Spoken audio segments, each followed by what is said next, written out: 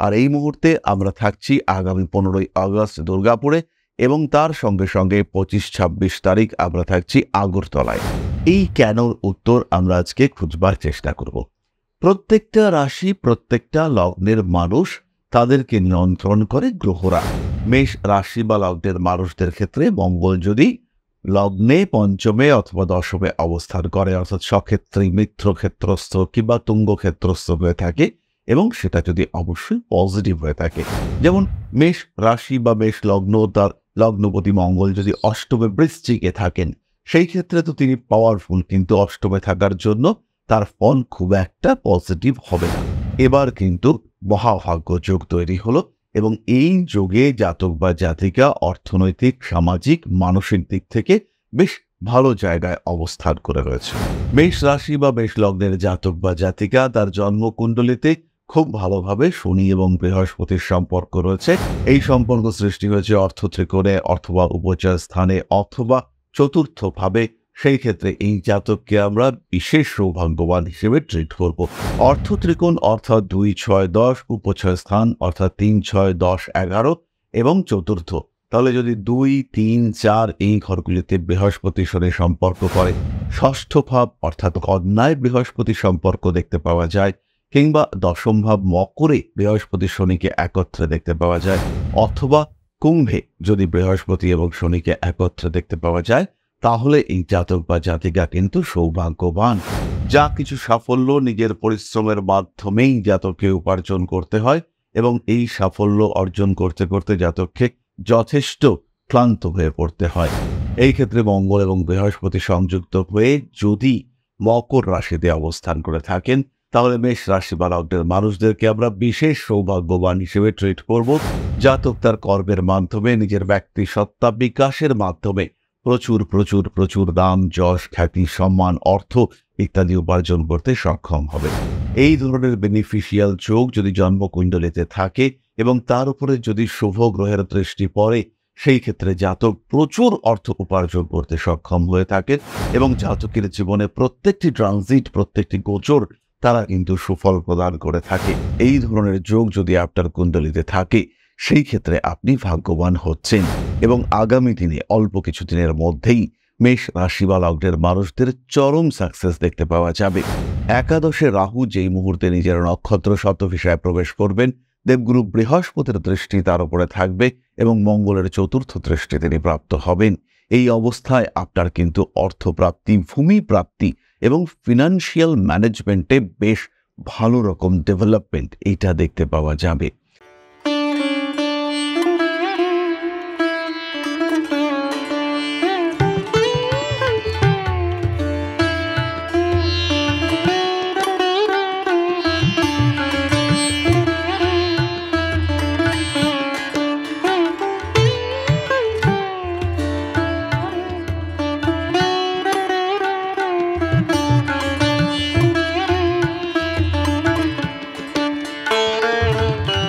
নমস্কার, Rishibani institute of Vedic অ্যাস্ট্রোলজির পক্ষ থেকে স্বাগত জানাই আজকের জ্যোতিষ আলোচনায়। আমি শান্তনু আপনাদের সাথে। আলোচ্য বিষয় বিশুদ্ধ জ্যোতিষ। মেষ রাশি, আপনি কি জন্মগতভাবে ভাগ্যবান? বারবার রাশিফলে আমরা শুনতে পাচ্ছি মেষ রাশি বা অন্যান্য রাশিদের জীবনে বিরাট উন্নতির সম্ভাবনা, কোটি কোটি টাকা বর্ষিত হতে চলেছে আপনার উপরে, রাজত্ব পেতে চলেছেন আপনি। তার সঙ্গে সঙ্গে আবার গতকাল একটি ভিডিওতে দেখলাম মৃত্যুর ঘণ্টা নাকি বেজে গিয়েছে, সমস্যা আসছে জীবনে ভয়ঙ্কর ভাবে।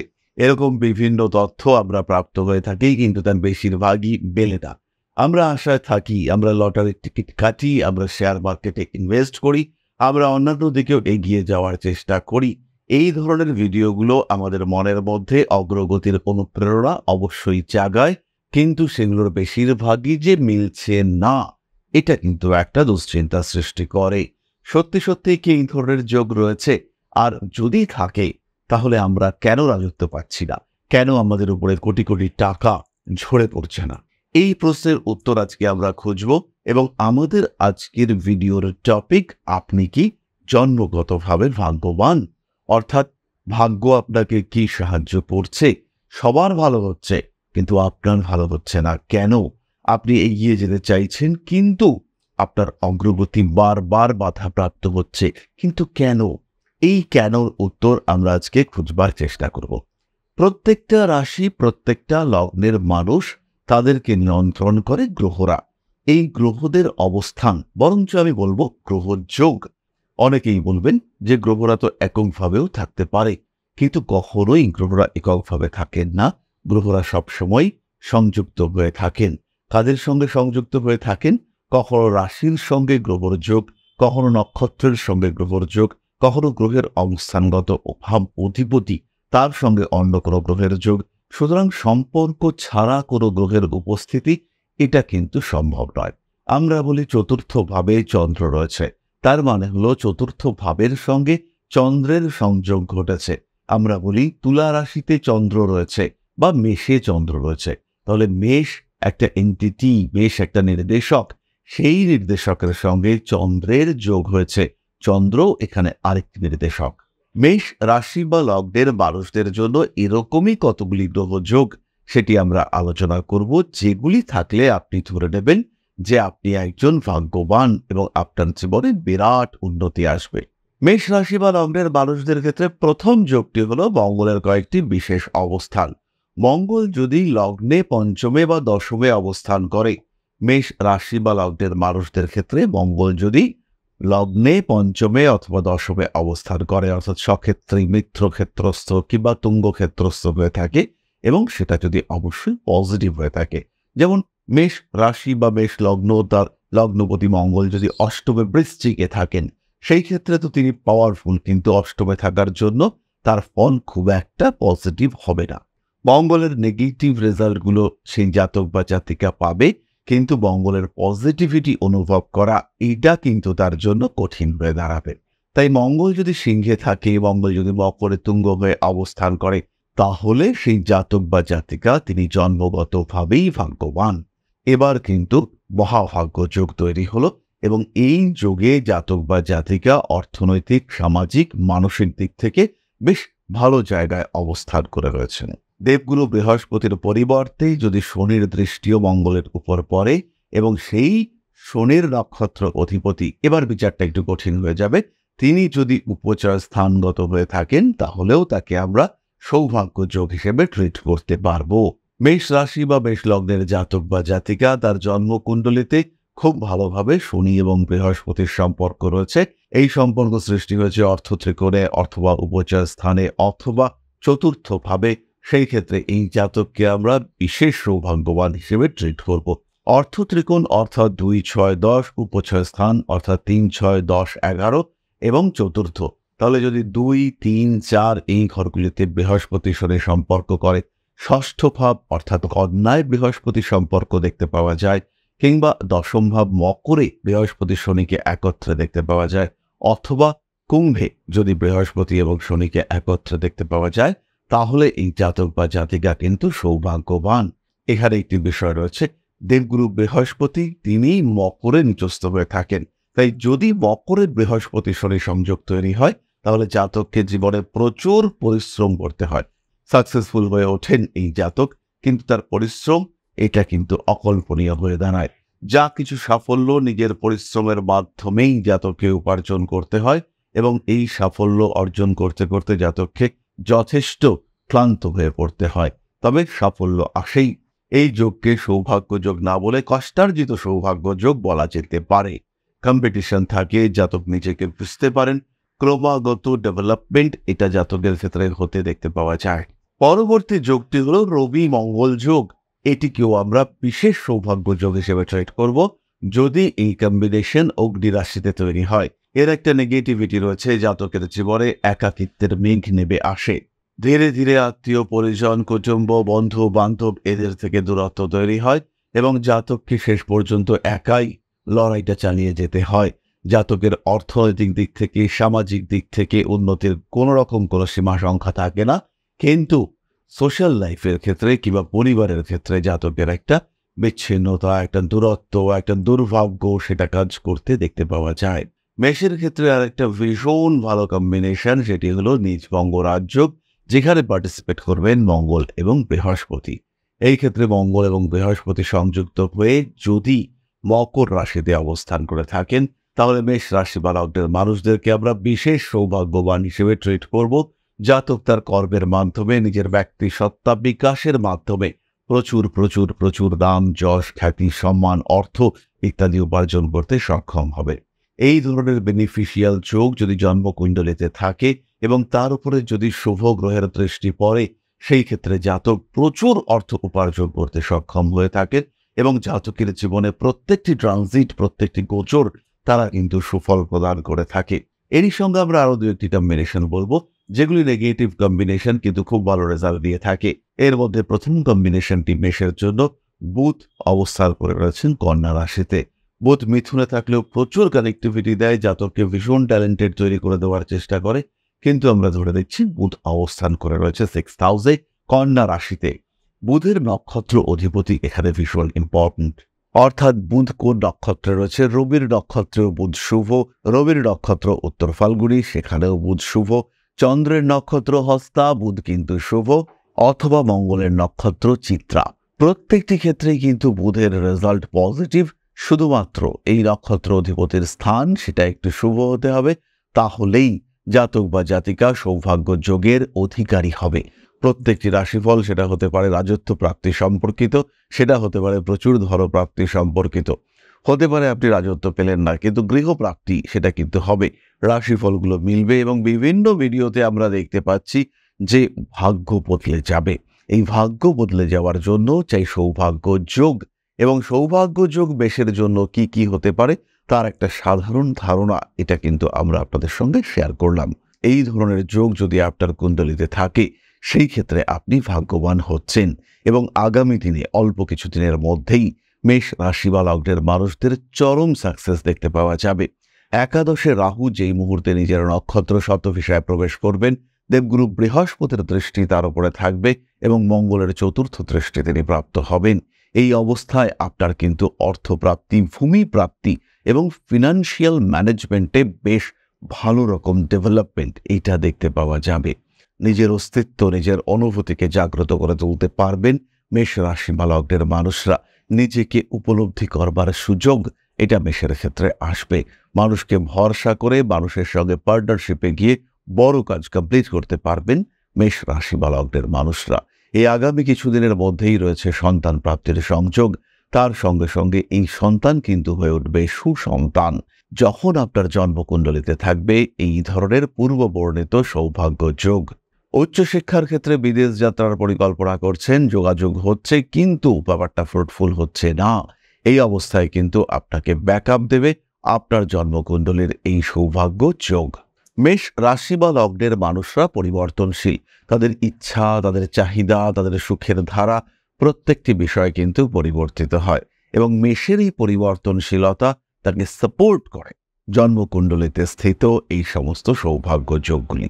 তাই যখনই আপনি ট্রানজিট বিচার করবেন, তখন আপনাকে জানতে হবে আপনার জন্মকুণ্ডলিতে এই অ্যাক্টিভ সৌভাগ্য যোগগুলি রয়েছে কিনা। এই ধরনের একাধিক সৌভাগ্য যোগের উপস্থিতি উইদাউট ডিনায়াল। একটা ছোট্ট উদাহরণ দিয়ে ব্যাপারটা আপনাদেরকে বোঝাই। মেষ লগ্ন, শনি এবং মঙ্গল একত্রে মকর রাশিতে বসে রয়েছে। সক্ষেত্রী শনি, তুঙ্গ মঙ্গল, ভীষণ ভালো সংযোগ তৈরি হয়েছে। নক্ষত্র অধিপতিরাও বলবান, কিন্তু রেজাল্ট আসছে না, ফল পাওয়া যাচ্ছে না। জাতক ভাবছেন আমি তো বিরাট পাওয়ারফুল, কিন্তু কোথায় সেই পাওয়ার? কারণ একদম সিম্পল, নবম ভাবে রাহু অবস্থান করে রয়েছে। ফলে মঙ্গল এবং শনি দশম ভাবের যে উন্নতি সৃষ্টি করছে, যে ডেভেলপমেন্ট দিচ্ছে, তার ঠিক দ্বাদশ অর্থাৎ ব্যয়স্থানে অবস্থান করে রাহু সেই উন্নতিকে গ্রাস করছে। ফলে আপনি যতই চেষ্টা করুন যোগাযোগ আসবে, বড় বড় যোগাযোগ, কিন্তু সেই যোগাযোগ বাস্তবায়িত হবে না। জাস্ট গতকাল এক ভদ্রলোক, তিনি প্রপার্টি ডিলার, যাদেরকে আমরা বলে থাকি ব্রোকার। তো এই প্রপার্টি ডিলার ভদ্রলোক, তার বড় বড় কাজের যোগাযোগ রয়েছে, প্রত্যেকটা কাজই হিউজ, কিন্তু তিনি আলটিমেটলি কাজগুলিকে বাস্তবায়িত করতে পারছেন না। যোগাযোগ করছেন, কাজগুলিকে ম্যাচিওর করবার চেষ্টা করছেন, প্রায় ম্যাচিওর হতে চলেছে, কিন্তু লাস্ট মোমেন্টে গিয়ে সেই কাজ সাকসেসফুল হচ্ছে না। তার কারণ হচ্ছে প্ল্যানেটস অফ ডিনায়াল, নকারাত্মক গ্রহ সমুদায়। এই গ্রহগুলিকে চিহ্নিত করতে হবে এবং এদেরকে ম্যানেজমেন্ট করতে হবে, ব্যবস্থাপনা করতে হবে। তাহলেই একমাত্র আপনার সৌভাগ্য যোগ অ্যাক্টিভ হয়ে উঠবে। সেই কারণে আপনার দরকার সঠিক জ্যোতিষ পরামর্শ।